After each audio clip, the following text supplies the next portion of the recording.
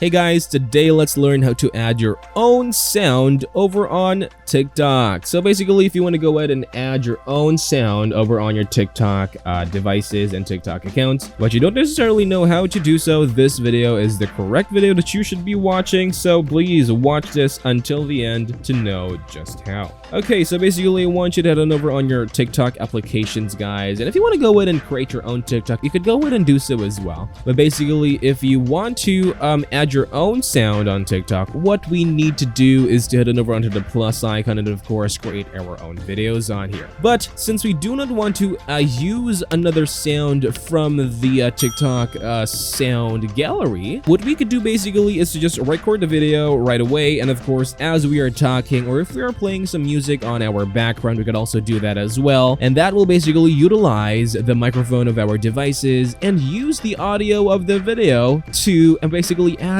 our own sound on TikTok. So that is how you do that, guys. Just make sure that over here the add sound option is showing, so that actually means that there is no third-party sound that is on top of your video. And that's all to this video, guys. Just click on next and click on post once you're done and happy with what you've done, and that's all to this video. Thank you guys for watching this video. I'll see you guys in the next one.